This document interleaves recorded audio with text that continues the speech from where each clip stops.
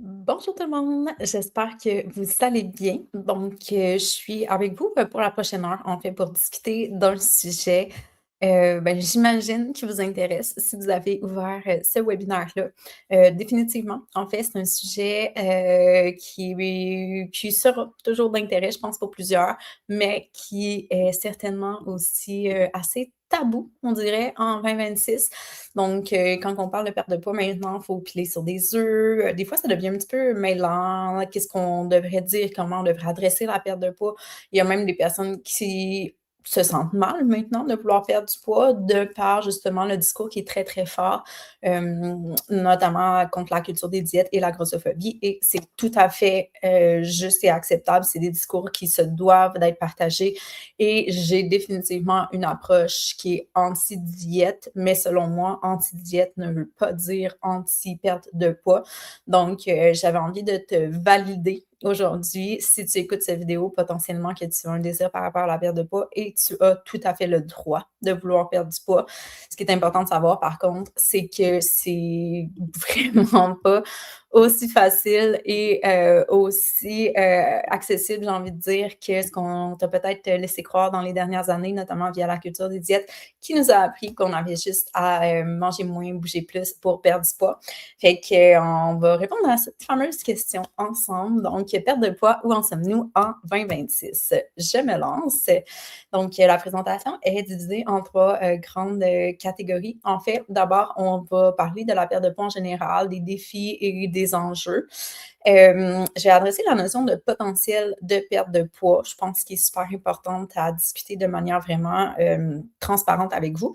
Puis finalement, on se lance dans le vif du sujet. Je veux vraiment vous laisser avec des stratégies nutritionnelles à mettre en place qui ne sont pas des stratégies restrictives. Comme je vous disais, je suis vraiment pas de l'école des diètes, de la restriction, du comptage de calories ou même des plans alimentaires.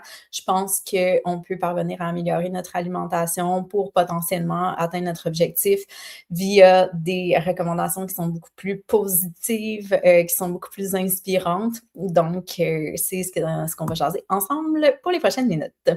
D'abord, qui je suis? Je suis Vanessa Day, nutritionniste depuis maintenant 10 ans. C'est fou, ça va vite. Je viens tout juste de réaliser que, en fait, ça va faire 10 ans là, dans quelques mois. Je suis fondatrice des cliniques DD Nutrition, pour lesquelles on fait particulièrement de la santé hormonale, digestive et de la saine gestion de poids. Et je vous laisse savoir en grande primeur, en fait, qu'il y a beaucoup de changements qui s'en viennent par rapport à ça. Donc, je suis en train de créer les cliniques Livia Nutrition en santé hormonale et digestive, donc avec une co-actionnaire qui est une de mes collègues dans mon équipe actuellement. Donc, ça s'en vient, restez à l'affût. Au-delà de ça, en fait, donc, de par mon implication là, dans les cliniques, je fais de la consultation privée, donc je fais un peu de one-on-one aussi à tous les jours. J'aime me garder quand même un bon bassin de clients là, pour rester justement au fait des changements, des préoccupations des gens puis des tendances. Puis j'aime aussi discuter avec les gens là, et les aider. C'est définitivement une grande passion pour moi. Mais comme je suis vraiment passionnée de mon sujet, de ma carrière, de la nutrition et de l'humain, j'aime aussi partager cette passion-là à plus grande échelle. Donc, je suis quand même bien impliquée en communication, notamment via des conférences là, dans les entreprises que je fais très régulièrement. Mon balado, en fait, j'ai deux balados. Donc, le balado Zone grise, les nuances de la nutrition et le balado Hormones et alimentation pour lequel je suis co-hôte avec Dr Manon Charlebois. Je suis très présente aussi sur les médias sociaux et traditionnels. Donc, vous pouvez me suivre sur Instagram, Van Baramba Nutritionniste. Et finalement, depuis 1 an maintenant, je suis co-auteure du livre Hormones et alimentation, les fondements de la santé féminine, toujours avec Dr Manon Charlebois, qui est gynécologue. Donc, je vous parlais de mon équipe et de la clinique. En fait, si jamais vous avez jamais consulté de nutritionniste, évidemment, je presse pour ma paroisse, mais je vous invite tellement à le faire. Les gens, on dirait que on ne sait pas, en fait, qu'est-ce que ça peut nous apporter, une nutritionniste. Et les gens sont toujours agréablement surpris par la profondeur, en fait, qu'on peut amener et les résultats qu'on peut leur amener, que ce soit justement oui, au niveau de la gestion de poids puis de l'accompagnement par rapport à ça, mais au niveau justement des symptômes hormonaux, au niveau des symptômes digestifs, on a tellement de clients en santé digestive, puis c'est fou là, ce que la nutrition fait au niveau de la santé digestive. Je me permets une mini parenthèse là-dessus aussi, c'est que en santé digestive, il y a vraiment plusieurs clients qui font de l'errance médicale depuis un moment. En fait, on leur dit qu'ils n'ont rien, ils ont fait des tests au niveau, de la santé, puis tout semble bien correct. Ben, en fait, tout est correct, il n'y a pas de lésion visible. Donc si on fait, par exemple, une échographie, une colonoscopie, on se dit que tout est beau. Par contre, on vit quotidiennement avec des symptômes. Bien souvent, ce que ça cache, ça cache ce qu'on appelle des troubles digestifs fonctionnels. Ça veut dire qu'ils sont réellement là, mais que justement, ça ne laisse pas de lésions visibles, donc c'est difficile à diagnostiquer. Et ça, c'est les symptômes digestifs pour lesquels on a la meilleure prise en charge et les meilleurs résultats en nutrition. Puis bien souvent, honnêtement, c'est justement vous avez un enjeu au niveau du poids, ben, le fait d'avoir des symptômes digestifs, ça génère de l'inflammation de bas grade et si on a beaucoup d'inflammation, ça rend la perte de poids très difficile. Fait que des fois, il y a des clients aussi qui nous arrivent en clinique avec un objectif lié au poids. Puis finalement, on va faire un petit détour par la santé digestive, non seulement pour leur bien-être, pour s'assurer qu'ils tolèrent bien aussi les recommandations qu'on leur fait, même pour faciliter aussi les résultats là, par rapport à ça. Donc, une belle équipe de 4 nutritionnistes, sont toutes géniales, je m'explique maintenant. Puis, on a fait des rendez-vous, des consultations qui sont 100% en ligne, donc partout à travers le Québec, on peut vous aider. Donc, on se lance maintenant. Comment est-ce qu'on fait pour perdre du poids en 2026? Donc, il y a plusieurs choses qu'on entend. Justement, je vous parlais d'entrée de jeu de la culture des diètes. Tu sais, on entend beaucoup là, sur les médias sociaux, justement, que ben, c'est très, très, très vrai, là, en fait, là, que justement, depuis plusieurs années, en fait, la culture des diètes est très forte au Québec. Ce que c'est la culture des diètes, ben, dans le fond, dans le monde, pourrais-je dire. Pourrais-je dire. Et est-ce que c'est la culture des diètes? Dans le fond, c'est vraiment une culture qui favorise et qui applaudit le fait de perdre de poids, de manger moins, de se restreindre, de faire des efforts, tu sais. Alors qu'au final, ce qu'on réalise, c'est que, ben, non seulement ça donne pas de résultats, mais ça donne des résultats à court terme. Mais au final, ça va vraiment affecter non seulement le métabolisme, la capacité à perdre du poids, mais aussi et surtout la santé psychologique et la confiance qu'on a en nous. Et même, j'aurais envie de dire, l'amour qu'on a pour les aliments sains qu'on finit par associer à la restriction, puis qu'on a de la difficulté à avoir le plaisir dans des aliments qui sont plus sains parce qu'on les a trop associés à la restriction.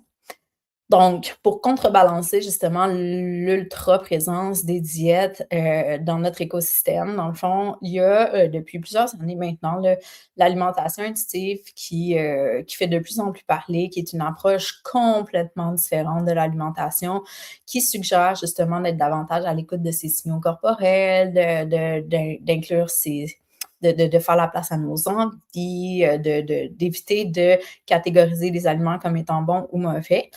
Et plus ça va aussi, plus on entend parler de la médication, donc les fameux, inhibiteurs de GLP-1, donc Ozempic, Wegovy, qui sont des stratégies alternatives, mais qui sont de plus en plus présentes.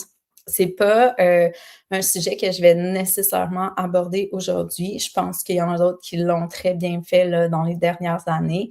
Puis moi, en fait, je vais m'adresser en fait ce que j'ai envie de vous dire par rapport à ça, c'est que c'est une stratégie qui est tout à fait louable. On n'est vraiment pas dans le jugement, là, dans le sens que, tu sais, si vous êtes rendu là ou si c'est l'option vers laquelle vous désirez vous tourner, c'est bien correct. Ce qui est important, c'est que vous le fassiez de manière juste et éclairée, c'est-à-dire que vous ayez toute l'information en main pour vous permettre de savoir justement c'est quoi peut-être les effets secondaires ou à long terme ou, tu sais, peu importe, là, tout ce que vous devez savoir finalement pour prendre votre décision par rapport à ça.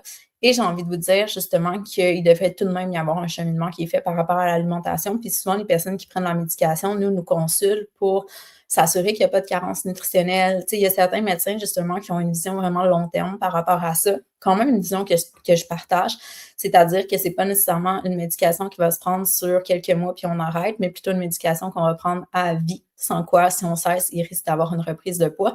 Donc, comme les apports alimentaires sont souvent vraiment baissés avec la médication, c'est super important important d'aller peut-être screener notre alimentation pour s'assurer justement que, ben, écoute, si je mange comme ça pour les 20 prochaines années, tu sais, est-ce que je vais vieillir en santé? Est-ce que mes os vont rester forts? Est-ce que mes muscles vont rester forts aussi, au risque d'y avoir finalement des manquements qui puissent nuire à ma santé au fil du temps?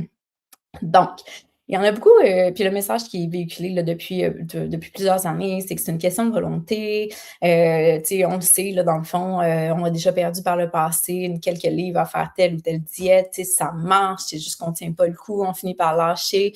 Puis là, ce qui arrive, c'est que, tu sais, on finit par se culpabiliser puis dire qu'on n'a pas de volonté. Pourquoi est-ce qu'on finit toujours par reprendre du poids?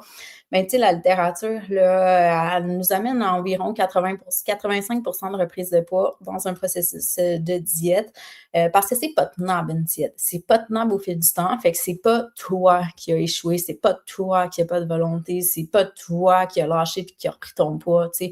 C'est le processus normal avec les diètes. Fait que nous, en tant que nutritionniste professionnel de la santé, on se bat pour dire aux gens: «Arrêtez de faire des diètes».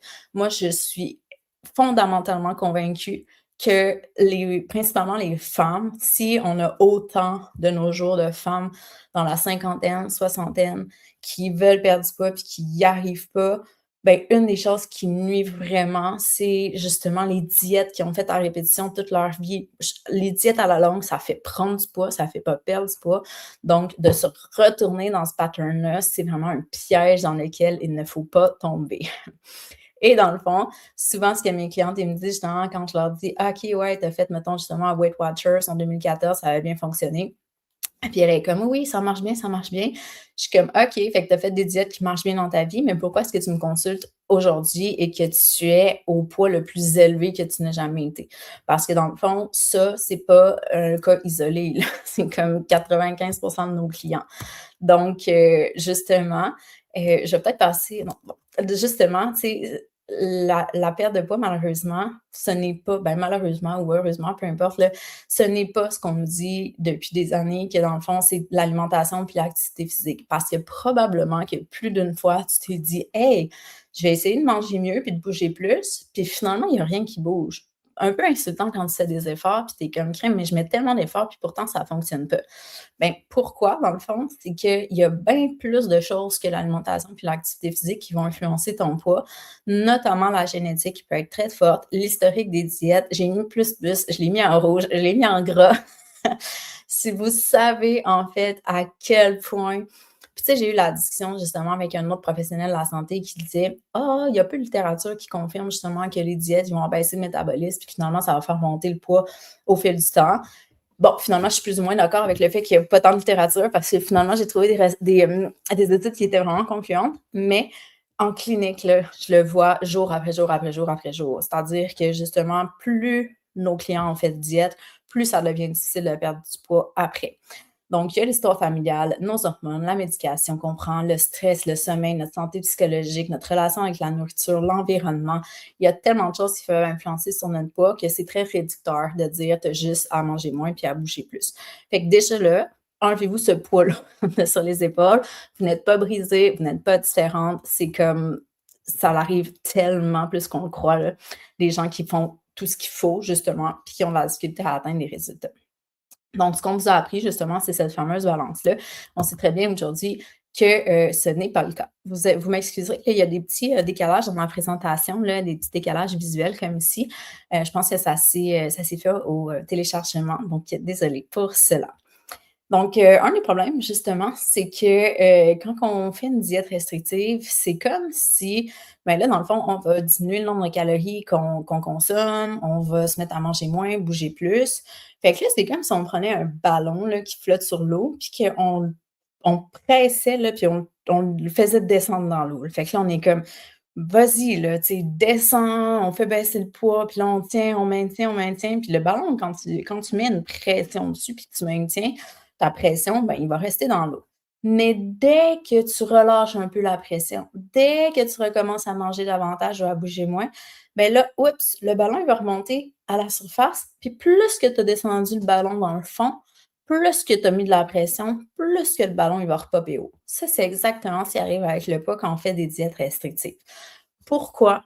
Parce que dans le fond, si tu diminues ton nombre de calories, puis qu'en plus, tu fais plus d'activité physique, c'est comme si tu étais en train de coacher ton corps pour lui dire comme: «Hey, tu sais quoi, toi maintenant là, tu vas fonctionner adéquatement à tous les jours avec 1 500 calories, puis en plus, moi, j'ai intégré une dépense énergétique». Fait que là, au début, ben là, il perd du poids effectivement, mais à un moment donné, lui, il s'habitue. Il est comme: «C'est bon, moi, c'est» tu sais, le corps, c'est une machine qui s'adapte à merveille, là. Fait qu'à un moment donné, il se dit: «Ben, c'est bon, moi, j'ai 1 500 calories pour fonctionner, je vais m'adapter, tu sais, je vais fonctionner comme ça». Fait que là, il est rendu ça coche, là, lui, il fonctionne à 1 500 calories, ça va bien. À un moment donné, toi, tu es comme: «Hey, je suis pas écœurée, moi, de jamais manger de dessert puis de peser, le nombre de poulets que je mange puis de» fait que là, tu relâches puis tu manges, 1 700, 1 800 puis tu es comme: «Hey, par rapport aux autres, je mange encore pas beaucoup». Mais c'est quand même plus que le 1 500 auquel tu as coaché ton corps à être fonctionnel. Fait que tu as quand même un over de 200-300 calories, ce qui fait en sorte que même si tu manges encore moins que tout le monde, tu es en prise de poids. Puis là, tu deviens la fille qui dit: «Hey, moi, là, je regarde du pain puis je prends du poids». Sérieux, tu sais, tu te dis: «C'est pas juste, cette personne-là est mince, elle mange tellement moins que moi», mais tu as coaché ton corps à être efficace avec ça. Fait qu'il faut arrêter ça tout de suite. Plus qu'on fait ça, plus qu'on se nuit, en fait. Puis ça, c'est exactement ce que je vous montrais, que je vous parlais, pardon, que ça, là, tu sais, des fois, je le fais dessiner à mes clients, là, c'est-à-dire, si tu pouvais comme faire un tableau sur l'axe des X, tu marques les années, donc l'évolution au fil du temps, ton âge ou peu importe les années. Puis sur l'axe des Y, tu marques ton poids au fil du temps, mais probablement que ça ressemblerait à ça. Donc, justement, à un moment donné, tu as pris du poids, puis là, tu t'es dit: «Hey, whoop, pourquoi j'ai pris du poids? Je vais faire une diète». Au début, cool, quand même, les résultats, ça va bien, tu perds ton poids, mais là, après, whoop, tu le reprends, puis là, tu en repères, puis tu le reprends, puis tu en repères, puis tu le reprends, puis plus ça va, non seulement plus tu montes dans la courbe du poids, mais moins tu en repères, puis plus ça devient difficile. Puis là, tu es rendu ici, là, à la fin, ben, à maintenant, finalement, puis tu regardes des photos de toi quand tu avais 20-30 ans, puis tu es comme: «Hey, je peux pas croire que je me trouvais grosse puis que je voulais perdre du poids». 100 ça l'arrive tout le temps, tout le temps, tout le temps en clinique. Donc, en plus des conséquences, physiologiques, dans le fond, ben, il peut y avoir des conséquences psychologiques à ça. Fait que ce que ça fait, dans le fond, c'est qu'au fil du temps, là, tu finis par avoir une relation malsaine avec la nourriture. La bouffe devient ton ennemi parce que tu es comme: «J'ai des résultats, j'ai envie de manger, j'aime manger, mais je veux perdre du poids». Fait que là, tu deviens dans cette comme de dichotomie-là que tu es comme: «Je l'aime pas la nourriture», tu sais, ce genre de relation amour-haine-là qui t'énerve, tu te mets à plus aimer cuisiner parce que non seulement tu sais plus quoi faire parce qu'il y a tellement d'informations sur le web que tu es tout mélangé, mais en plus tu essaies de couper, donc il y a moins en moins de fun et de saveur dans ce que tu manges. Puis tu associes, comme je disais tantôt, les aliments sains à de la restriction puis à quelque chose qui est plate, alors que ça pourrait être très délicieux si tu avais une relation intéressante avec la nourriture. Donc, il y a aussi, au final, une diminution de l'estime de soi et de la motivation. Pourquoi? Parce que clairement, tu te dis: «Ben, écoute, moi, dans le fond, je suis pas capable. Je suis pas capable de perdre du poids». Justement, comme je disais tantôt, j'ai pas de volonté puis tout. Fait que ça, ce que ça fait, c'est que même quand tu décides, tu dis: «OK, là, je me reprends en main, il faut que je mange mieux», ben, tu le fais avec un fond de comme: «Hey, tu y arriveras pas. Tu vas-tu encore à perdre du poids? Ça va-tu marcher? Ça va jamais marcher». Fait que même quand tu es motivé, tu as comme un petit, nuage noir au-dessus de la tête, là, qui doute fortement que tu vas y parvenir. Fait que ça, insidieusement, ça nuit à sa motivation. Finalement, justement, ça crée un genre de sentiment d'incompétence, de: «Je suis pas capable, je suis pas capable, je suis pas bonne, pourquoi moi j'y arrive pas?» Puis, ben, tu rentres dans le fameux cercle vicieux, des diètes qui entretient cet état de mal-être-là. Donc le cercle vicieux des diètes qui est quand même, très connu, là. C'est-à-dire qu'on initie par un désir de perte de poids, donc on se met dans la restriction cognitive, physique, on diminue les calories, on se craint. Là, à un moment donné, on est comme: «Ça va bien». Souvent, il y a une genre de justement, un sentiment de contrôle, satisfaction. On appelle ça la phase lune de miel, là, c'est-à-dire qu'on perd du poids, on a des résultats, on mange bien, yes. Puis là, jusqu'à un moment donné, où ce que, tu sais, bon, ben là, des fois, il arrive quelque chose, puis des fois, il arrive rien. Tu sais, des fois, ça peut être, bon, ben là, il se met à faire beau, on a des invitations, on va au resto, on est moins sur la coche, moins organisé. Oups, là, finalement, on est frustré, on veut manger un peu comme les autres, puis se priver, on perd le contrôle, puis là, après ça, ben, ah merde, on n'a pas perdu du poids, on en a repris. Fait que là, on se sent coupable. Puis là, on repart, on veut perdre du poids. Fait que c'est ce cycle-là éternel et infini qui fait en sorte qu'au final, on ne fait que prendre du poids. Donc je pense que c'est assez clair. Les diètes, ça fonctionne pas, on le sait. Puis là, en contrepartie à ça, comme je te disais tantôt, ben, il y a énormément de professionnels qui disent, ben, tu sais, la solution ou ben, la manière saine de s'alimenter, c'est l'alimentation intuitive. Génial, intéressant. C'est une bonne idée. Par contre, l'alimentation intuitive, je ne sais pas si c'est un principe que vous connaissez. Ce que je tiens à dire d'abord, c'est qu'elle est très mal comprise pour plusieurs. Il y en a qui disent: «Ah, tu manges ce que tu veux quand tu veux», tu sais, c'est full insécurisant. L'alimentation intuitive ne veut pas dire manger ce qu'on veut, quand on veut, sans égard à la qualité nutritionnelle, mais elle vient effectivement avec beaucoup moins de restrictions. Il y a 10 principes, majeurs, mettons 10 principes qui définissent finalement l'alimentation intuitive. Fait que je voulais partager là, vraiment rapidement. L'idée, c'est pas une conférence sur l'alimentation intuitive, mais juste pour vous donner un peu ce qu'il en est justement avec cette approche-là.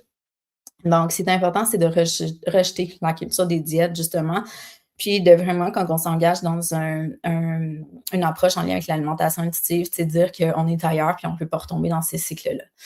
On veut redécouvrir le plaisir de manger réellement, respecter son corps. Il y a beaucoup le concept d'écouter sa faim, ses signaux corporels, faire confiance à son corps. Donc, manger quand on a faim, arrêter de manger quand on n'a plus faim plutôt que de compter des calories ou de se fier à des recommandations externes.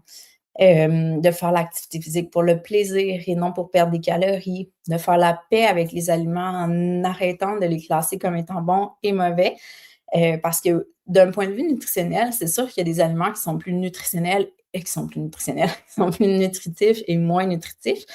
Par contre, le concept de l'alimentation intuitive nous amène à nous rappeler que les aliments ne sont pas que des nutriments. C'est-à-dire que peut-être que justement le chocolat est moins nutritif que le brocoli, mais le chocolat est quand même savoureux. Le chocolat est super adéquat, mettons, sur un gâteau. Tu sais, le chocolat, il peut satisfaire une envie. Tu sais, il y a les paramètres qui sont sociaux, économiques, culturels. Il y a plein de choses à considérer en lien avec les aliments qui vont au-delà de leur valeur nutritive. Ensuite, elle nous apprend aussi à vivre nos émotions avec bienveillance. Donc, plutôt que justement de vivre ces émotions, ben, d'avoir une relation avec la nourriture qui est tellement malsaine, finalement, qu'on gère nos émotions avec la nourriture, d'honorer sa santé et ses papilles gustatives et d'arrêter de catégoriser les aliments, comme je disais, comme étant bons ou mauvais. Donc, l'alimentation intuitive, c'est une approche qui est vraiment super belle, super inspirante. Mais si on revient à notre thématique du jour, ce n'est pas une méthode de perte de poids. Donc, tu sais, il y a des effets super positifs, donc sur le bien-être psychologique, sur l'image corporelle, sur l'estime de soi, une diminution des compulsions alimentaires qui vont être observées quand on a une relation qui est trouble avec la nourriture, puis une diminution des faim émotionnelles. Par contre, il y a un effet neutre. Un effet neutre, ce que ça veut dire, c'est qu'il y a des gens qui vont perdre du poids, il y a des gens qui vont en prendre, puis il y a des gens qui n'auront pas de modification corporelle. Donc, le poids, c'est vraiment neutre. La qualité des apports alimentaires, pareil. C'est-à-dire que si on avait quelqu'un qui est très restrictif, limite du trouble alimentaire, ou quelqu'un qui est orthorexique, par exemple, qui accorde énormément d'attention à la qualité nutritionnelle, mais tellement que ça vient créer des pathologies psychologiques, ben peut-être qu'elle a mangé, à suivre une approche plus intuitive, elle va avoir une qualité nutritionnelle qui est peut-être un petit peu moins intéressante, mais au global, sur sa santé, ça va être largement favorable. Au niveau de la santé métabolique, il y a un effet neutre, puis au niveau de la pratique de l'activité physique, il y a un effet neutre également. Fait que ça nous amène pas plus de réponses. Dans le fond, on est comme: «OK, les diètes, ça marche pas, l'alimentation intuitive, c'est pas une méthode de perte de poids, donc je fais quoi, moi, si je veux perdre du poids?» Bien, la première chose à dire, en toute transparence, là, tu sais, je suis pas ici pour vendre du miracle, je suis pas ici pour vous dire qu'on a la solution. Si quelqu'un avait la solution, honnêtement, je pense qu'on aurait beaucoup moins de job puis que tout le monde le saurait, là. Je veux dire, la perte de poids, c'est tellement un sujet qui fait discuter. Fait que je vous propose aucune solution magique, puis je suis même d'avis de vous dire qu'on a des clients qui perdent du poids beaucoup, on a des clients qui perdent du poids un peu, puis on a des clients qui perdent pas de poids. Malheureusement, on n'a pas de baguette magique, mais c'est, selon moi, avec toute mon expérience, l'approche la plus alignée et la plus efficace et durable, que je puisse, vous proposer. Donc, sur quoi est-ce qu'on peut travailler dans le fond? Parce qu'à un moment donné, si tu te dis: «OK, mais là, je perds pas de poids», ben, c'est de se poser la question: «Sur quoi j'ai du contrôle puis sur quoi j'en ai pas?» Tu sais? Fait que puis quand je dis contrôle, c'est pas l'idée de contrôler de manière excessive, là, mais tu sais, qu'est-ce que je peux ajuster, ça, sur quoi je peux travailler, puis qu'est-ce sur quoi je peux pas travailler, tu sais? Sur quoi j'ai pas de contrôle, justement. Ben, je peux travailler sur mon alimentation, je peux travailler sur mes comportements alimentaires. Je vous présenterai la distinction un petit peu plus loin. Je peux travailler sur mon activité physique puis sur mon stress. Le sommeil, là, je vais comme pas le mettre. Le sommeil, effectivement, on peut l'améliorer si, mettons, on a l'habitude de se coucher tard parce qu'on écoute des séries ou que c'est très volontaire, mettons, le fait qu'on manque de sommeil. Par contre, si on a des troubles de sommeil qui sont liés à nos hormones ou à autre chose, par exemple, mais c'est sûr que c'est un petit peu plus difficile. Fait que mettons qu'on peut le mettre à quelque part entre les 2. Donc ça, sur quoi j'ai un certain pouvoir justement, fait que le sommeil, la santé psychologique, mon environnement, mes hormones, la médication que je prends. Je dis certains pouvoirs parce qu'effectivement, en médication, il y en a qu'on se doit prendre, y a-t-il un ménage qu'on peut faire là-dedans ou est-ce qu'on décide justement de se tourner vers des médications de perte de poids? Les hormones, ben, il y a des choses qu'on peut faire d'un point de vue des habitudes de vie pour améliorer la réponse de notre corps aux fluctuations hormonales, mais on ne peut pas empêcher une ménopause de survenir, on ne peut pas empêcher un cycle menstruel d'évoluer. Puis l'environnement aussi, tu sais, l'environnement, c'est comme justement, ben, mon milieu de travail, à la maison, tu sais, qu'est-ce que j'ai dans les armoires, tu sais, dans quel genre, tu sais, ça peut être aussi justement on parle des fois des déserts alimentaires, là. Fait qu'il y a certaines personnes qui vont habiter dans un endroit où c'est loin d'aller à l'épicerie, il y a pas grand-chose, tu sais. Fait qu'il y a des choses qu'on contrôle, il y a des choses qu'on contrôle pas. Puis il y a des choses sur lesquelles on doit lâcher prise. Fait que le passé, qu'est-ce qu'on a fait dans le passé, l'historique de diète qu'on a fait, notre génétique, notre histoire familiale, c'est ça, on pourra jamais le changer. Donc, je parle, ben, ici et là, depuis le début de la présentation, j'ai, adressé le terme des hormones et je sais qu'en lien avec la perte de poids, ben, c'est quelque chose qui pique quand même la curiosité parce qu'à un moment donné, justement, les femmes finissent par se dire: «Ben, écoute, là, j'ai tout essayé, j'ai pas de résultat, ça se peut pas, ça doit être mes hormones». Bon, c'est sûr que les hormones, ils ont un impact sur le poids. D'ailleurs, justement, en moyenne, les femmes vont prendre 4,5 à 11 livres au total, sur l'ensemble de la transition, là, fait que de la périménopause jusqu'à la ménopause. Puis c'est pas une fatalité, là. C'est environ 60 des femmes, finalement, qui vont prendre cette prise de poids-là. Donc oui, ils ont un lien, mais c'est rarement juste ça. C'est-à-dire que tu sais, si justement tu fais tout parfaitement, tu as pas de résultat, c'est pas juste à cause que tes hormones sont débalancées, c'est vraiment à cause que ça me ramène au potentiel de perte de poids justement je pensais qu'il y avait une slide là-dessus. Potentiel de perte de poids, c'est comme, tu sais, à un moment donné, justement, si tu fais tout ce que tu peux puis ça bouge pas, ben, tu sais, il y a comme une question à se poser, c'est-à-dire qu'on est rendu à la croisée des chemins où tu te dis: «Mais regarde, est-ce que je peux faire plus du point de vue de mes habitudes de vie ou est-ce que si je fais plus, je retombe dans la restriction, puis là, je risque de venir puis de finir par reperdre du poids puis me retourner de bord dans 3 ans puis j'aurai encore 20 livres en plus», tu sais? Fait que si je peux pas faire plus puis j'ai atteint un équilibre dans lequel je suis bien au niveau alimentation, au niveau activité physique, sommeil et cetera. Si je peux pas faire plus sans être excessive, là, ce qui nous reste, c'est 2 choses, soit la médication, soit l'acceptation corporelle. Rendu là, c'est vraiment quelque chose qui vous appartient, mais des fois, ça vaut la peine de valider aussi dans est-ce que je fais comme il faut, tu sais? Parce que des fois, on pense qu'on fait ce qu'il faut, mais d'avoir une validation professionnelle, des fois, ça peut aider aussi à faire la lumière là-dessus. Donc, au niveau de la perte de poids, dans le fond, il y a 3 choses qu'on peut travailler, nous, en clinique, c'est-à-dire l'alimentation, les comportements alimentaires et la motivation. L'alimentation, là, dans le fond, c'est vraiment souvent, c'est la seule chose qu'on voit, là, qu'on pense qu'on peut travailler, c'est-à-dire, ben, il faut que je travaille sur la qualité de ce que je mange puis la quantité.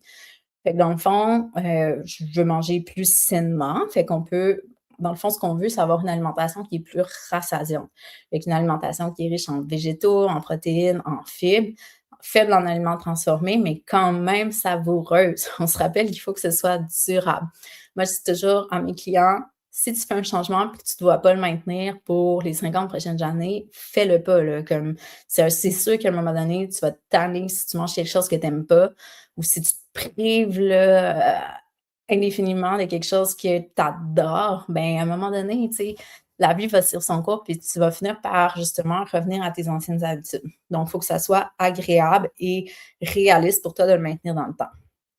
Pour ce qui est de la quantité, justement, si on a une alimentation qui est plus rassasiante, on peut très bien écouter nos signaux corporels, donc manger quand honorer notre faim, honorer notre corps et manger lorsqu'on a faim et une faim qui est modérée, pas attendre trop et cesser de manger lorsqu'on se sent bien et non plein. Maintenant, des fois, on est comme: «OK, ça, je suis pas pire». Par contre, au niveau des comportements alimentaires, il y a peut-être quelque chose à travailler.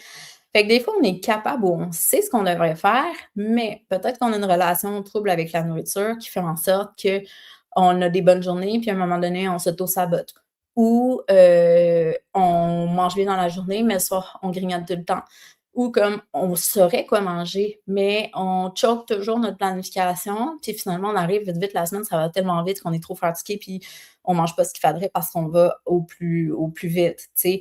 Ou justement, quand on est stressé ou quand que on est anxieux ou quand on s'ennuie, on se met à grignoter. Ça, c'est des choses qu'on peut travailler avec vous. Puis finalement, la motivation, parce que veux pas, même si on n'est pas dans une diète restrictive, le fait de faire des changements de vie, ça demande des efforts, c'est sûr. Tout ce qui nous sort de nos habitudes nous sort de notre zone de confort et tout ce qui nous sort de notre zone de confort demande des efforts. Donc, qui dit effort demande motivation.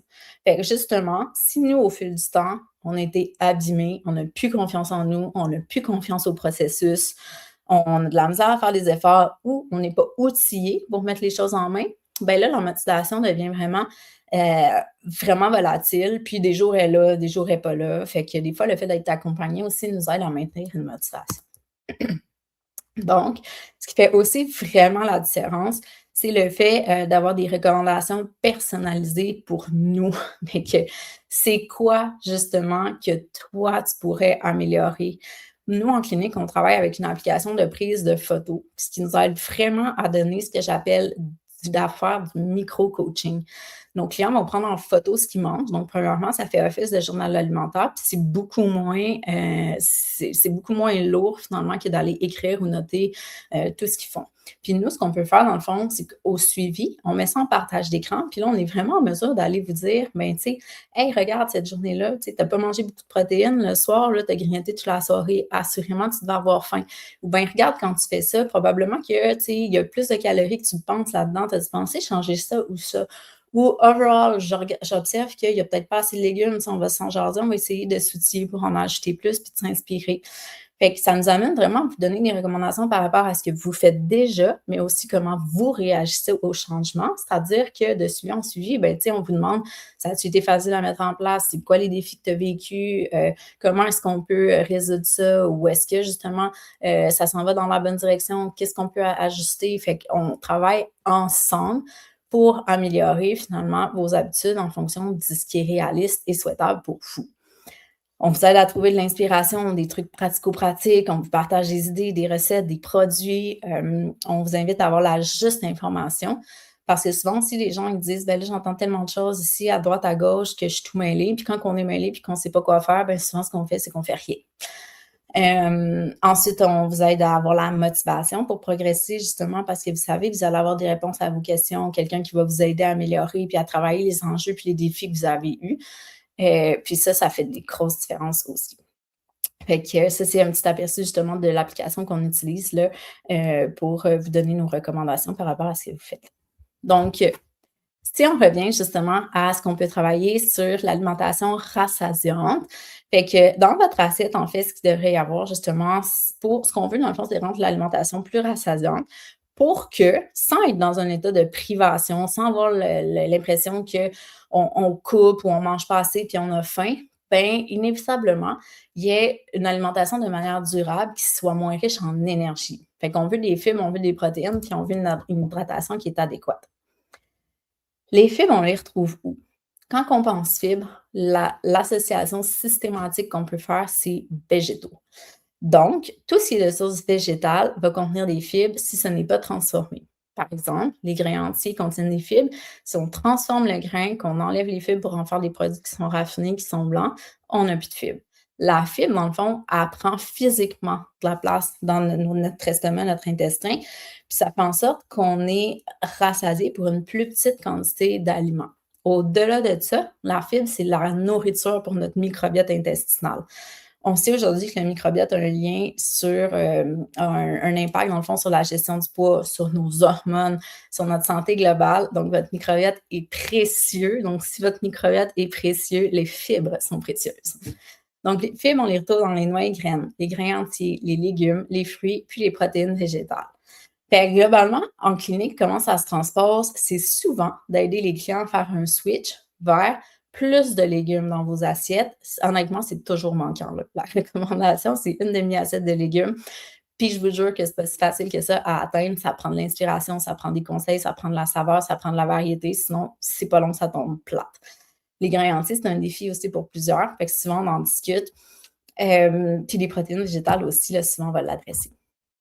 J'avais envie de vous faire une recommandation pratico-pratique pour vous donner aussi un aperçu de, tu sais, qu'est-ce qu'on peut faire vraiment en clinique là, de manière concrète. Tu sais, c'est bien beau de dire de manger des grains entiers, mais quand je dis qu'on va vous outiller, ben c'est quoi que tu peux mettre dans ton assiette comme grains entiers? Tu sais, moi, j'aime beaucoup suggérer les pâtes de grains entiers. Parce que souvent, dans le fond, les gens vont voir tout de suite le pain. Puis ils vont dire, ben moi, je mange des grains entiers, je prends du pain brun, ça fait longtemps que je mange plus de pain blanc. Mais il y a tellement pas juste le pain, tu sais. Il y a justement, fait que le pain ici, je vous ai mis celui mon préféré que j'adore. Donc, vous avez les ramen au riz brun et millet. Les ramen sont full tendance, là, mais on s'entend qu'il y a le petit sac avec le petit sachet là, qu'on mangeait quand on était jeune. Pas super nutritif. Ceux-là sont délicieux, vraiment plus nutritifs. Ici, on a des nouilles soba, dans le fond, qui sont des nouilles à base de farine de sarrasin, un grain entier, sont super bonnes. Ils ont l'air vraiment brunes comme ça, puis vraiment pas appétissantes, là, mais pour vrai, ils sont super souples. Ils goûtent pas fort le sarrasin. C'est délicieux dans un repas asiatique. Vraiment, je vous invite à les essayer. Le quinoa, souvent, je revois la technique de cuisson du quinoa en clinique avec mes clients parce que je suis persuadée qu'il y a plein de gens qui n'aiment pas le quinoa parce qu'ils ne le cuisent pas adéquatement. Il n'y a rien de plus dégueulasse qu'un quinoa qui est mal cuit et trop cuit. Puis honnêtement, il y a plein de quinoa que si je suis les indications sur l'emballage, j'ai l'impression que ce n'est pas adéquat. Fait que, petit Q, là, je vous partage ma méthode de cuisson du quinoa qui est infaillible. Vous mettez un peu d'huile d'olive dans le fond d'un chaudron. Vous mettez une tasse de quinoa, ben vous le rincez d'abord. Vous mettez une tasse de quinoa, puis vous le faites revenir un petit peu là, pendant 3-4 minutes environ. Ensuite, vous allez ajouter une tasse et demie d'eau ou de bouillon pour une tasse de quinoa. Vous amenez à ébullition, on couvre, on met notre timer 10 minutes top chrono. Ça fait un quinoa qui est fluffy, qui est bon, qui est savoureux, qui n'est pas amer. Donc, moi, c'est un de mes grains préférés. Il y a du riz brun aussi, le riz sauvage, des petites gestions de crackling. Donc, c'est des manières d'intégrer des grains entiers. La fameuse demi-assiette de légumes, c'est un des changements que je travaille le plus souvent avec mes clients. On ne mange pas assez de légumes, les gens ne mangent pas assez de légumes, puis inévitablement, si tu as plus de légumes dans ton assiette, tu as un petit peu moins d'autres choses et donc moins de calories. Puis les légumes, il faut que tu leur donnes de l'amour si tu veux avoir du fun à les manger. Tu sais, si tu mets toujours le même légume, cuit vapeur, pas de fun, pas de rien, c'est sûr qu'à un moment donné, tu vas être écœuré puis tu vas avoir l'impression que c'est plate de manger des légumes. Par contre, je suis bien consciente que tu ne veux pas te rajouter 20 minutes de préparation à ton repas parce que tu as des légumes. Fait que nous, notre travail, c'est de vous dire comment est-ce que c'est possible d'acheter des légumes, que ça soit bon et que ça soit pas trop long. Ah ah! Ensuite, on doit idéalement, là, c'est vraiment, je vous dirais, généralisé. Évidemment, il y a des recommandations qui peuvent être un petit peu plus précises que ça d'une personne à l'autre, mais je vous dirais de manière générale, là, on vise environ 30 grammes de protéines par repas, à chaque repas, incluant le déjeuner. Donc, on veut un déjeuner qui est protéiné. Puis, tu sais, le déjeuner, là, dans le fond, il y a 2 grandes catégories d'aliments qui contiennent des protéines, c'est viande et substituts, produits laitiers et substituts. Donc, Viande et substituts. Je sais qu'il y a des coachs qui recommandent de manger de la viande hachée ou du poulet pour déjeuner. Je suis à des années-lumière de recommander ça. En fait, je ne suis pas végétarienne, je mange la viande, mais je suis largement consciente que s'il y a bien une des recommandations sur laquelle la majorité des experts s'entendent, c'est qu'on doit diminuer notre consommation de viande pour que ce soit favorable à la santé. Et c'est tellement facile de s'en passer au déjeuner que pour moi, ça ne fait jamais partie de mes recommandations. Ce qui fait en sorte que ce qui nous reste de plus pertinent comme protéines au déjeuner, c'est souvent les œufs puis les produits laitiers, qu'on peut ensuite éclater en plein de possibilités. Donc, les œufs, ça peut être une omelette, une tartine avocat œuf, ça peut être des muffins omelettes, ça peut être des œufs pochés, peu importe. Et à partir des produits laitiers, on peut faire un pudding de chia, on peut faire un yogourt granola, un cru overnight. Tu sais, c'est là qu'après, on peut aller s'inspirer pour trouver quelque chose qui fait du sens pour nous. Donc, déjeuner, 30 grammes, puis ensuite, les repas. Fait que dans le fond, les repas, c'est facile d'atteindre le 30 grammes quand même avec de la viande puis des poissons, tu sais, ça va quand même assez vite, mais les autres protéines, moi, je dis souvent qu'il faut les combiner. Fait que, tu sais, si tu veux atteindre ton 30 grammes avec du fromage, tu vas trouver que tu as vraiment beaucoup de fromage dans ton assiette. Puis comme le fromage est un petit peu plus gras, tu vas aussi avoir beaucoup trop de calories. Fait que tu peux mettre un peu de fromage avec un peu de fèves d'amande, par exemple. Tu pourrais mettre aussi des légumineuses avec des noix. Tu sais, souvent, il faut aller combiner 2 sortes de protéines pour y parvenir. Et là, ça, c'est des petits exemples de justement ce que vous pouvez modifier à court terme dès maintenant dans vos assiettes. Maintenant, quand je disais, tu sais, des fois, si on a l'impression qu'on le maîtrise puis qu'on le fait, mais on fait de l'auto-sabotage, il y a des petits trucs qui glitchent, tu sais, ben, souvent, ça passe par les comportements alimentaires. Les comportements alimentaires, je vous donnais tantôt des exemples, mais tu sais, justement, le fait de grignoter en soirée, de toujours se récompenser avec l'alimentation, d'avoir des rages de sucre, de ne pas avoir de compétences culinaires. Si on ne sait pas cuisiner, là, ça va être bien dur de mettre ça en application et que ça soit le fun et durable, tu sais. De toujours manger jusqu'à en être trop plein, de manquer d'organisation, c'est toutes des choses qu'on peut aller identifier et travailler avec vous. Fait que là, j'aurais pu passer des heures à vous jaser de ça, mais j'en ai sélectionné un qui est quand même assez fréquent, puis on va le décortiquer ensemble. Donc, mettons que moi, ça va bien le jour, je mange, sainement, mais le soir, ben, je me mets toujours à grignoter, puis je sais qu'au final, tu sais, quand je me couche, j'ai probablement surconsommé dans ma journée. Mais la première chose qu'on peut faire ensemble en clinique, c'est d'essayer d'identifier la cause.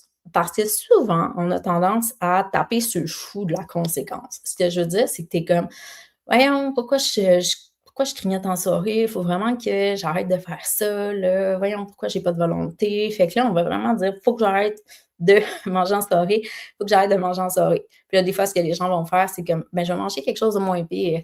Au lieu de manger des chips, je vais manger, du popcorn léger. Tiens, je vais faire ça». Sauf qu'à un moment donné, là, peut-être tu vas te tanner du popcorn. Tu sais, tu as rien travaillé si tu fais ça, là. Tu as pas travaillé la cause, tu as pas travaillé ton envie, tu as pas changé ton habitude, tu as pas challengé ton habitude, tu l'as juste troqué. Fait que c'est une solution qui est temporaire et vouée à l'échec. Tu l'as probablement déjà faite pendant un bout puis c'est revenu. Faut que tu fasses une job de fond. La job de fond, c'est: «Hey, pourquoi j'ai ce besoin-là, moi, fondamentalement, de toujours m'asseoir sur le divan puis de manger?» Est-ce que c'est parce que justement, hey, je vais coucher les enfants, là, puis comme j'ai tellement tout donné, là, je suis donné au travail, je suis allée chercher les enfants, j'ai fait le souper, j'ai fait les devoirs, là, ils sont couchés, j'ai la paix, c'est mon moment, je me récompense, je mange quelque chose que j'aime. C'est ça? C'est-tu comme, bah, je m'ennuie, là, fait qu'à chaque fois que je m'ennuie, je me mets à penser à la bouffe, puis là, si j'ai le malheur de penser à mes chips, ça me sort plus de la tête, il faut que je mange mes chips. Ou bien c'est une habitude, systématiquement, je m'assois sur le divan, puis je suis en train de penser à qu'est-ce que je vais manger parce que j'ai l'habitude, tu sais. Ou bien je mange mes émotions. Dès que j'ai eu une journée plus difficile au travail, là, je suis comme: «Ah, je vais manger, ça va me faire du bien», tu sais. Fait qu'une fois qu'on a trouvé la cause, faut travailler sur la cause. Donc, puis tu sais, des fois, vous dites: «Ben, c'est bien beau tout ça, mais c'est pas super facile». Puis je vous avouer que dans certains cas, effectivement, là, on parle de grignotage en soirée, ça a l'air d'un justement, ça a l'air facile à régler, mange d'autres choses puis c'est réglé, mais des fois, ça demande même un suivi en psycho, là. Si c'est justement des fois, les gens vont avoir une sensation de sans s'en rendre compte, là, c'est complètement inconscient, un genre de sensation de vide à combler. Donc ça nous ramène à notre vie en général. notre travail, tu sais, qu'est-ce qui nous remplit, qu'est-ce qui nous fait du bien, est-ce qu'on a l'impression qu'on s'épanouit, tu sais? Des fois, on va toucher des choses beaucoup plus profondes, puis je vous rassure, moi, je fais un bout de chemin à la lumière, ben moi, nous, on fait un bout de chemin à la lumière de nos compétences, mais des fois, ça prend, un accompagnement multidisciplinaire.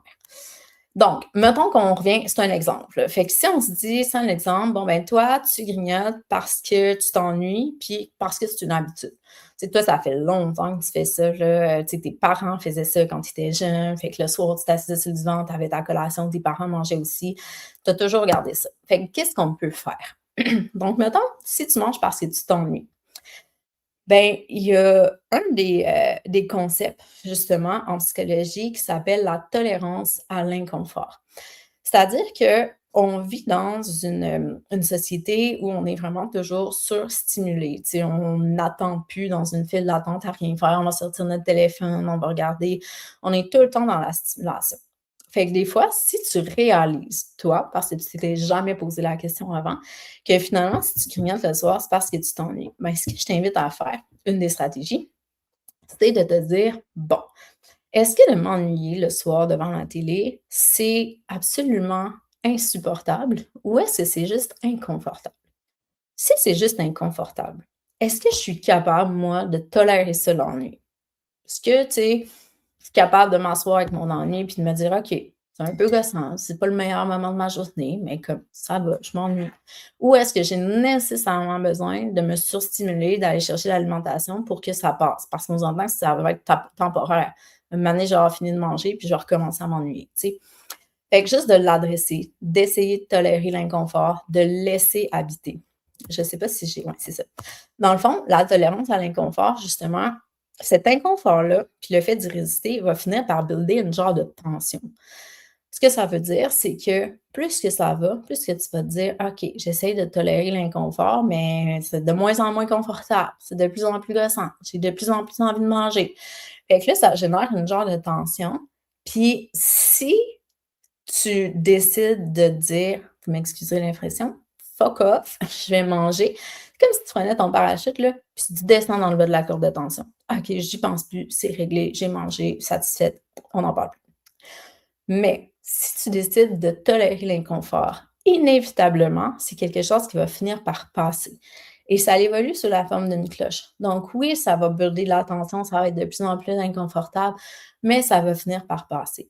Et plus tu apprends à cohabiter avec cet inconfort-là et le laisser passer, moins la courbe de tension elle va augmenter, plus qu'elle va devenir tolérable, puis ça va devenir une nouvelle réalité pour toi.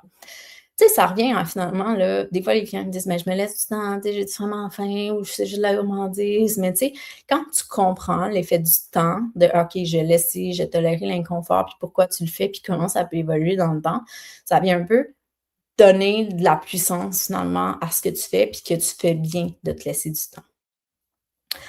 La pleine conscience. La pleine conscience, dans le fond, on en parle beaucoup aussi dans l'alimentation intuitive. Souvent, quand je vous l'apporte à la pleine conscience en clinique, les gens disent, mes clients vont me dire: «Ah, je sais c'est quoi, tu sais, l'alimentation pleine conscience». Tu sais, en alimentation pleine conscience, on parle beaucoup du fait de prendre un repas, de savourer, d'être vraiment présent, de rien faire en même temps. C'est super, mais c'est absolument pas là que je vous amène. Si on revient à notre grignotage, non, on va mettre ça de côté. Je vous parle de la pleine conscience first. C'est quoi la pleine conscience? Là, il y a 2 personnes qui sont assises comme ça, qui méditent, mais la pleine conscience, c'est comme si c'était une forme de méditation, mais ça a vraiment pas besoin d'être assis, les 2 mains comme ça, puis je fais rien d'autre que méditer.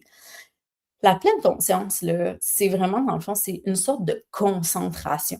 C'est comme si pendant un moment, tu te concentres sur comment tu te sens maintenant, sur ton environnement. C'est quoi la température?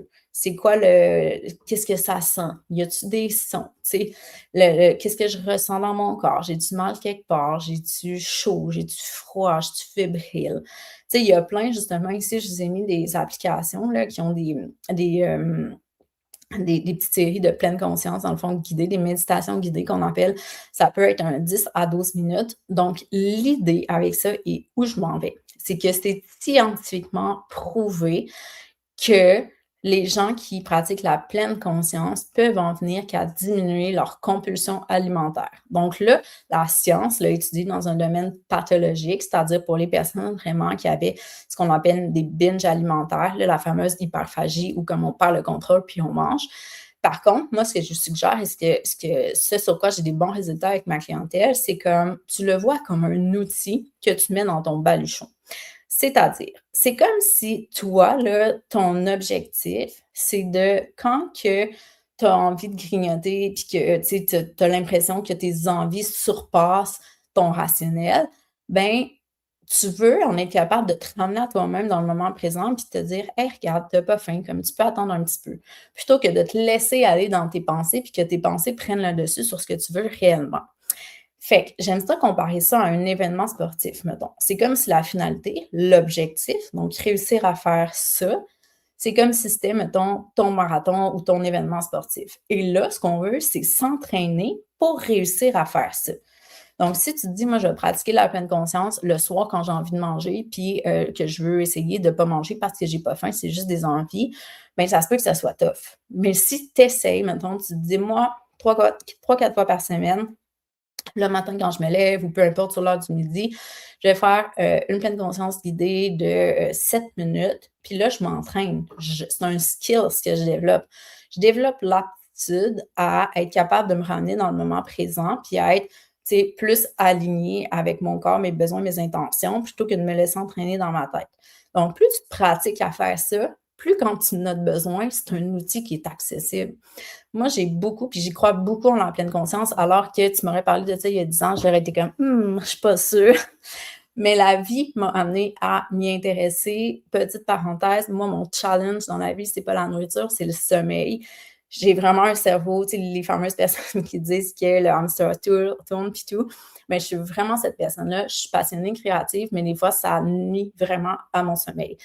Donc, j'ai dû, pour améliorer mon sommeil, apprendre à me ramener dans le moment présent. Puis maintenant, quand je me couche, le soir, puis que j'ai l'impression que ça part dans tous les sens, ben je suis capable de me ramener, de fermer ça, d'arrêter le petit hamster parce que j'ai développé cette compétence-là et pour moi, je trouve ça tellement précieux que je pense vraiment que tout le monde devrait travailler là-dessus et ça va vous aider non seulement pour le grignotage en soirée, mais dans plein de sphères de votre vie. Ensuite, une autre chose qu'on peut travailler, c'est, de défier l'impulsivité. Donc, par définition, l'impulsivité, c'est agir rapidement sans égard aux conséquences et l'impulsivité s'invite à merveille dans le comportement alimentaire. Ce que je veux dire, c'est que, on n'a pas besoin d'être quelqu'un de nécessairement impulsif dans la vie pour des fois être impulsif d'un point de vue alimentaire. Genre, je sais pas, j'étais dans la cuisine, j'ai vu, des galettes qui traînaient sur le comptoir, je n'ai pris une, j'ai mangé, j'ai même pas réfléchi, puis après j'étais comme: «Mais pourquoi j'ai fait ça?» J'avais même pas faim. Ou bien j'étais assise sur le divan, je pense aux chips, tu sais, de manière très inconsciente justement, absolument pas dans le moment présent. On agit rapidement, puis après on est comme: «Mais pourquoi j'ai fait ça?»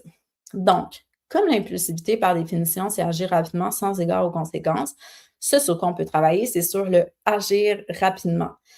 Ça revient un peu à ce que je disais tantôt, tu sais, de passer la courbe d'inconfort, de se laisser du temps. Donc, si on a une envie, justement, je reviens à mon exemple là, que je suis en train de vous décortiquer, qui est le fait de grignoter le soir, bien, de se dire, OK, j'ai envie de manger présentement, je laisse un petit peu le temps passer pour que ce soit tu sais, pas une action qui soit impulsive. Et notre cerveau, dans le fond, il est conçu en trois différentes sections, là, avec le cerveau reptilien qui est impulsif, le cerveau limbique dans le milieu qui est émotif et le néocortex qui est notre cerveau rationnel là, qui fait le dessus finalement du cerveau. Dans une situation, ils vont embarquer les trois simultanément, un après l'autre, mais donc on commence avec l'impulsif, ensuite l'émotif et ensuite le rationnel. Donc, si on agit de manière très impulsive, très rapidement, on ne se donne même pas accès à notre cerveau rationnel. Boum, impulsion, on réagit, on passe à l'action, puis après, on est comme: «Pourquoi j'ai fait ça?» Notre rationnel embarque, il est trop tard. Si on se laisse le temps, on se laisse accès à notre rationnel et c'est là qu'on est en mesure de prendre des meilleures décisions qui sont alignées avec ce qu'on veut vraiment. Et finalement, des fois, justement, il faut pousser ça plus loin. Comme je disais tantôt, des fois, ben, on va réaliser que crime, dans le fond, moi, je clignote le soir, justement, peut-être sensation de vide à combler, c'est plus fort que moi. Des fois, c'est vraiment aussi des gens qui vont avoir des dépressions latentes ou quelque chose du genre. Donc, qu'est-ce que fondamentalement j'aurais de besoin? Est-ce que j'ai besoin de plus de sorties, d'interactions, de centres d'intérêt? Je suis qui, moi? Qu'est-ce que j'ai envie de faire le soir? Et est-ce que mon quotidien actuellement me convient? Qu'est-ce que je peux changer de manière réaliste? Donc, des fois, justement, il faut aller un petit peu plus loin pour avoir des résultats. Donc, si c'est une habitude maintenant, parce que là, je vous disais, si vous vous ennuyez, voici ce qu'on peut travailler. Si par contre, tu te dis non, moi, je pense que je grignote le soir, c'est une habitude purement. Je m'ennuie pas, mais à tous les soirs, je m'assis, j'ai besoin de manger. Bien là, ce qu'on peut faire, on peut challenger l'habitude, on peut briser la séquence d'habitude et répéter et persévérer en gardant la motivation. Donc, une des stratégies pour briser, l'habitude qui est vraiment, quand même, bien connue là, en changement d'habitude, dans le fond, c'est que l'humain réagit aux séquences. Puis le fait de désamorcer cette séquence-là peut faire en sorte qu'on va, désamorcer le pouvoir de l'habitude. Donc, l'exemple que vous avez sous les yeux, mettons, si moi, tous les soirs, je vais manger mon repas, systématiquement, après, je vais m'asseoir sur mon divan dans le salon en haut, puis j'écoute la télé, puis là, systématiquement, l'habitude apparaît de manger. Je viens de réaliser le cadre de bibite dans le salon, qui ne serait pas mon genre de cadre, mais petite parenthèse. Donc, mettons que c'est ça qui arrive. Tu pourrais te dire, OK, je brouille les cartes, là, je brasse tout ça. Fait que moi, quand je mange le soir, tout de suite après, je vais aller prendre une petite marche. Ça n'a pas besoin d'être long, 10 minutes. Puis au lieu de marcher dans le salon en haut, mais je vais aller en bas. Je vais changer l'atmosphère, tu sais, ça va être différent. Des fois, juste ça, ça peut vous amener à ne pas avoir les mêmes réflexions et à ne pas vous amener dans la même direction. Je l'ai essayé avec des clients, puis ça a été quand même vraiment efficace. On peut aussi travailler sur notre environnement. Pour moi, l'environnement, ça se passe en 2 choses. Donc, on a l'environnement physique et l'environnement social. C'est-à-dire que, une des questions qu'on doit se poser par rapport à l'environnement dans le contexte du fait qu'on grignote le soir, c'est: est-ce que notre environnement il est en cohérence avec nos intentions et nos objectifs? C'est-à-dire, si moi, j'ai pour objectif de moins grignoter le soir devant la télé, puis je sais que moi, le soir devant la télé, ce que j'ai envie de manger, mettons, c'est des chips ou de la crème glacée ou un bol de céréales, sucré, par exemple. Ben, est-ce que tous ces aliments-là sont à portée de main? Est-ce que j'en ai plusieurs, j'ai plusieurs choix, puis là, il va y avoir tellement de choses qui me tentent que finalement, ça va être dur de résister? Parce que, puis tu sais, un environnement en cohérence avec nos intentions, ça ne veut pas dire un environnement qui est parfait, qui a aucun aliment qui est moins nutritif, qui a que des fruits et légumes. Non, c'est normal. Si on veut une alimentation équilibrée, on veut un environnement équilibré qui contient aussi des aliments qui sont moins nutritifs. Mais plus qu'on est exposé et plus qu'il y a de variété, plus que c'est scientifiquement démontré qu'on va être plus tenté d'en consommer. Donc, si je sais que j'aime les chips, puis j'ai mes 4 sortes de chips préférées dans le garde-manger, je m'aide pas. Donc, posez-vous la question. Puis des fois, j'ai des clients qui me disent: «Ouais, mais je peux pas priver le reste de la famille pour mes intentions». Attends un peu, là. Qui est-ce qui a décidé que la base de la famille, c'était qu'il y ait 4 sacs de chips? C'est vous que vous faites ça depuis tout le temps. Mais est-ce que c'est aussi normal que tes enfants aient accès à 4 sacs de chips différents, tu sais? Est-ce que vous pourriez pas, en famille, rediscuter de la présence de ces aliments-là? Tu sais, ce n'est pas de les priver, c'est de tranquillement faire des changements qui, certes, vont peut-être occasionner un peu de mécontentement, mais je pense qu'il y a des discussions à avoir. Puis ça m'amène justement vers le social, qui est à dire que pour moi, de travailler sur notre environnement, c'est aussi de travailler sur ça ressemble à quoi?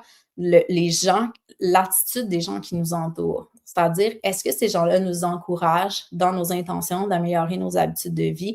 Est-ce que c'est des éléments des level up ou est-ce qu'ils nous tirent vers le bas? Tu sais, est-ce que mon chum est toujours en train de me demander si je veux un bol de chips puis il en mange à côté de moi? Ou il me respecte, puis l'idée, c'est pas de dire qu'il mangera pas de chips si lui a envie de manger des chips, mais peut-être qu'il peut le faire plus subtilement, peut-être qu'il peut s'efforcer à acheter une sorte que moi j'apprécie moins, peut-être, tu sais. L'idée, c'est juste qu'il m'aide dans mes intentions plutôt qu'il soit toujours en train de me challenger, même si souvent c'est pas fait de sa part avec une mauvaise intention. Puis là, je donne l'exemple du conjoint, mais ça peut être, tu sais, n'importe quoi. Est-ce que nos amis nous encouragent ou, mettons, on veut boire moins d'alcool, puis à chaque fois qu'on va chez nos amis, ils sont comme: «Ah, pourquoi tu prends pas une petite bière? Ah ouais, juste une. Ah, t'es plate». Tu sais, ça aussi, ça a de l'impact. Et finalement, je vais conclure avec ça aujourd'hui. Souvent, ce qu'il faut faire, c'est challenger l'habitude. Parce que, comme je disais tantôt, souvent, on a tendance à patcher, que j'appelle, c'est-à-dire, bon, ben, j'avais l'habitude de manger des chips devant la télé, je vais remplacer par quelque chose de moins pire. Je vais manger du popcorn. Mais comme je dis, on n'a fait aucun travail de fond, on a juste changé pour quelque chose, puis quelque chose qui probablement nous fait moins plaisir. Fait que changer une habitude, je vous l'explique avec une petite métaphore, dans le fond, qui va expliquer un peu sur l'illustration que vous avez sous les yeux. Imaginez-vous que chaque jour, en rentrant du travail, vous revenez à la maison à pied et vous passez toujours systématiquement par le même chemin. Pour vous rendre à votre maison, vous devrez traverser un grand champ de blé. Et donc, à tous les jours, vous passez exactement par le même chemin, dans le champ de blé, exactement à la même place. Donc, vous avez un petit chemin où le blé est tout tapé, puis c'est vraiment super facile d'avoir accès à votre maison. Puis là, c'est comme si moi, je lui disais: «Hey, sais-tu quoi? Je pense qu'à partir de maintenant, tu devrais passer par là. Ça va être un petit peu plus long, un petit peu moins le fun pour commencer, mais plus ça va aller, plus ça va être facile, plus le chemin va être tapé, puis je te jure, ça va être plus le fun puis moins long». Puis là, tu es pas sûr. Puis tu essaies. Puis la première fois, il fait chaud, tu as le blé d'en face, ça te prend plus de temps, puis tu es comme: «Voyons, je suis donc bien pas sûre de ça». Puis là, moi, je suis comme: «Non, non, hein, vas-y, persévère, continue». Puis là, tu es comme: «OK». Puis là, tu continues, puis tu persévères, puis je t'encourage. Puis finalement, après quelques jours, quelques semaines, le nouveau chemin par lequel tu passes, il finit par être tout tapé, super facile à circuler, effectivement plus, rapide, plus plaisant. Puis le chemin dans lequel tu passais avant, ben, le blé, il est repoussé puis il est plus accessible. Mais c'est exactement la même chose qui se passe dans ton cerveau quand tu changes des habitudes. Il y a des nouvelles connexions qui se créent, puis les anciennes finissent par s'effacer. Et ça, c'est puissant. Mais ça demande du temps et de la répétition. Il y a 4 phases de changement dans la vie. La 1, on n'est pas conscient qu'on veut changer. La 2, on commence à se préparer au changement. La 3, on est en plein dedans. On veut changer, mais ça demande des efforts continus puis de la répétition. Puis plus qu'on est là-dedans, à un moment donné, on commence ça, c'est le changement conscient qu'on appelle. Donc, on fait le changement, mais ça demande de la réflexion parce que notre inconscient nous amène ailleurs. Donc, on doit être là. Ça prend plus de place dans notre esprit, ça prend plus d'efforts. Puis plus qu'on tape sur le chou de ça, plus qu'on tombe dans la 4, qui est le changement inconscient. Donc maintenant, j'ai tellement, tu sais, persévéré dans cette habitude-là que j'ai même plus à lui réfléchir. Mon naturel s'en va dans cette direction-là. Le nouveau chemin s'est créé, la nouvelle connexion s'est créée, l'habitude est là. C'est ça, challenger une habitude. Dans le contexte, des fois, on me demande, ben, ça serait quoi la nouvelle habitude plutôt que de grignoter devant la télé, ça serait genre d'aller prendre une marche. Non, la nouvelle habitude, c'est de ne pas grignoter devant la télé, de s'asseoir et d'être capable d'être là sans nécessairement avoir le réflexe de manger. Donc, c'était toutes des pistes à explorer. J'espère que, il y a des choses là-dedans qui ont résonné pour vous. Vous pouvez, comme je disais, prendre rendez-vous avec les nutritionnistes de mon équipe, une équipe qui est 100 en ligne, des nutritionnistes d'expérience. Puis vous pouvez réserver votre évaluation si vous le faites, dès maintenant, dans le fond. Donc, jusqu'au 15 juillet, vous allez obtenir, un menu de 2 semaines gratuitement.